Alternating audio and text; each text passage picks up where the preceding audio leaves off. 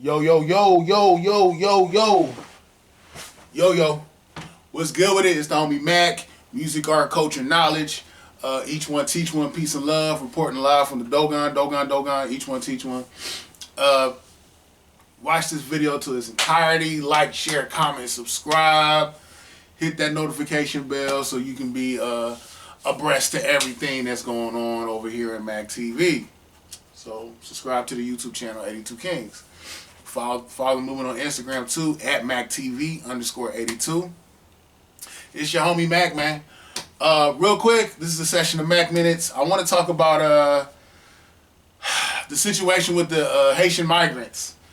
Essentially, since last week, there are a lot of Haitian immigrants who have migrated to Del Rio, Texas. Del Rio, Texas is a point of entry. There's something called a point of entry into the U.S. from Mexico. There is something called the International Bridge, and that is essentially where and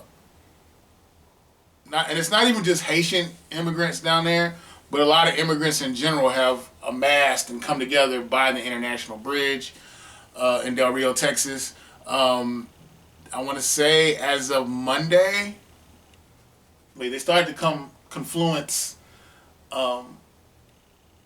They started the confluence around to the bridge around last week, but the numbers have amassed to 20,000.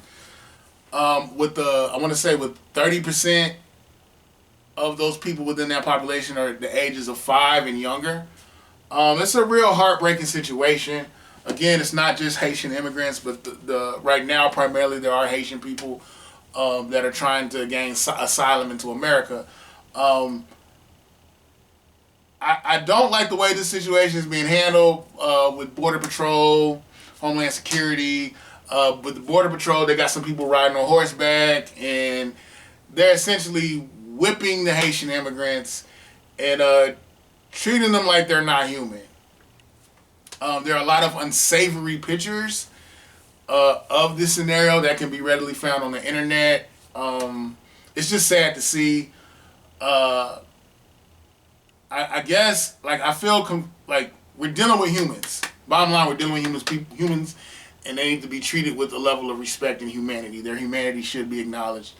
But I guess at the same time, I can understand how people who may work for Homeland Security or Border Patrol or whatever, they may just simply be overwhelmed. Right now, I want to say the Director of Homeland Security, I can't remember his name. Only guy I can think of on top is Secretary Mayorkas. I think it may have been Secretary Mayorkas who just pretty much said, we are overwhelmed. The infrastructure for asylum in our country, largely due to COVID, is topsy-turvy. Things need to get back organized so we can help people gain asylum into the U.S. And I also believe he said there's something called Title 42, which was implemented by the Trump administration. And in Title 42, it pretty much said due to COVID, you're not going to be able to just gain asylum and come in. Like, it put a freeze on a lot of asylum seekers coming to the U.S. But I can't help but feel like this isn't racially motivated. I'm sorry. We see how America is treating the immigrants in Afghanistan, trying to get them back to the U.S. or just get them out of harm's way. With now that the Taliban is I guess, capsized the government and now they're in control over there. I guess my heart goes out to Haiti because it just seems like ever since from the Haitian Revolution, starting with the Haitian Revolution, essentially Haiti has been cut off. Like, they've been starved economically. We know it, but for the Haitian Revolution, we probably wouldn't have had the Louisiana Purchase. Due to the Haitian Revolution, France lost a lot of resources and a lot of money, so they had to get that get back, and they sold that territory to America, hence the Louisiana Purchase. So we got more real estate. So in a way, by proxy, America actually benefited from the Haitian Revolution. But fast forward to now, Haiti has just been through so much, and my heart goes out to the people. From the earthquake in 2010, I think they had another earthquake in August of last year, I believe. If my fact check me, and a lot of people died. I think it was over 2,000. And then on top of that, their president, I don't want to mispronounce his name. I'm big on enunciation. The former incumbent of Haiti was assassinated. And then on top of that, they're saying that some of the suspects actually have American ties. I don't want to get into the conspiracy theory, but I can't help but feel like this has been an orchestrated effort, not necessarily just by America, but just by the world over, to just keep Haiti destabilized. You know, I guess in another lane, I feel so conflicted because I know some people be like, "Well, Maurice, you ADOS, you rep ADOS, Mac, you rep ADOS. Why are you I thought you didn't have love for the diaspora." No, I have love for the diaspora. Let me say that again. I have love for the whole African diaspora. The thing that just pains me is just seeing how white supremacy through imperialism, colonialism, has just pit the diaspora against each other. And I feel like there's a false narrative that ADOS is sold about those outside of America throughout the diaspora. There's a false narrative that we're sold about them. And there's a false narrative that the diaspora is sold about ADOS. And when I say ADOS, American Descendants of Slavery, African Americans. That's my lineage. I feel like we've been sold a false narrative about each other, and we have like this infinity war going on against each other. Where we're taught to, what was it? RZA had this line, and he was, RZA was a part of this group called Grave Diggers, and RZA had this line where he said, they made our own brothers hate us from Haiti to Grenada. And it's like, that's what's happening. White supremacy has done a number, and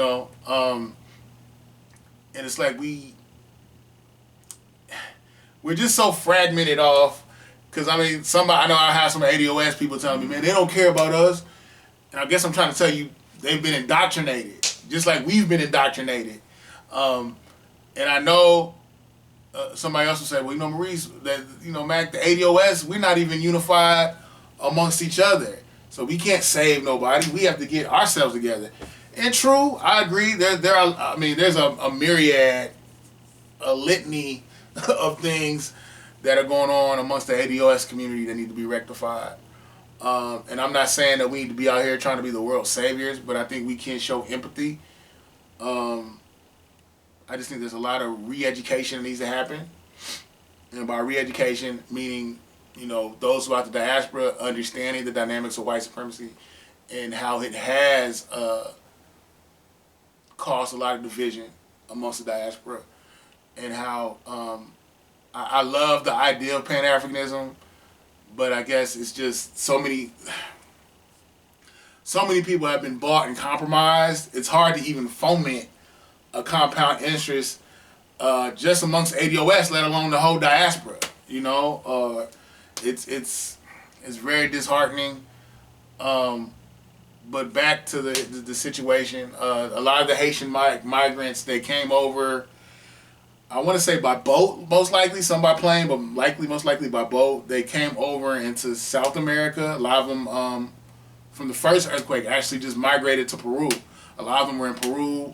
A lot of them were in different parts of South America, and a lot of them migrated upwards from South America to Central America to try to gain entry into America as of now, 2021. And from what I heard, Homeland Security is actually getting like charter flights. Our government is getting charter flights and flying a lot of the Haitian migrants back to Haiti. I think I read something that said like 7 flights a day. There are 7 flights a day leaving from San Antonio to Haiti, Port-au-Prince, and there's another large city there, another larger city that has an airport in Haiti. I can't recall the name of it. I think it's like, I'm big on pronunciation. I feel like I'm gonna mispronounce it, so I'm not gonna say it, but it starts with a C. It's heartbreaking all around. Um, it's just interesting to see.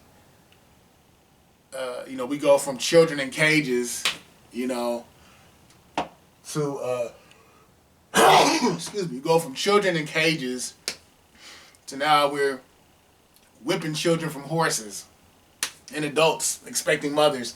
A lot of the things that the Border Patrol people have been saying to the migrants have not been very nice. It's just all around an unfortunate situation.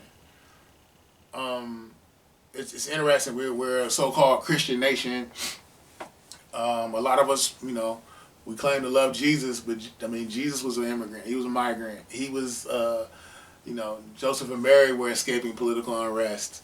So it's just interesting how we don't always have that same grace to give to other people. When we literally champion ourselves as a Christian nation, but we don't always exemplify Christ. But yeah, I know there's a whole, how do I say it? It's just interesting. Sometimes I just feel like our country, my dad would always tell me, most things are good until you get people involved. And I think in theory, the promise of America is very beautiful, but we don't always manifest that. We don't always actualize that. And I guess, it's just crazy because we're still in the middle of a pandemic. COVID hasn't gone anywhere. It hasn't ceased to be out here. People are still dying from COVID. And I do feel like, a lot of people within our government infrastructure, Homeland Security, the medical community, just the whole CDC, just different people throughout the government, I'm sure they're tapped out. I mean, we're still in the middle of the pandemic. It just seems like our government infrastructure, the bureaucracy right now is just really lacking. Let's be honest, Joe Biden inherited a mess. I didn't expect nothing much from old Joe anyway, but he inherited a mess. There's a lot of red tape he has to go through and navigate through. But I guess my thing is, I just think it's interesting who America seems to vouch for and who seems to have to jump through more hula hoops. But it's your homie Mac, music, art, culture, knowledge. Each one teach one. Like, share, comment, subscribe. Reporting live from the Dogon. I'm out.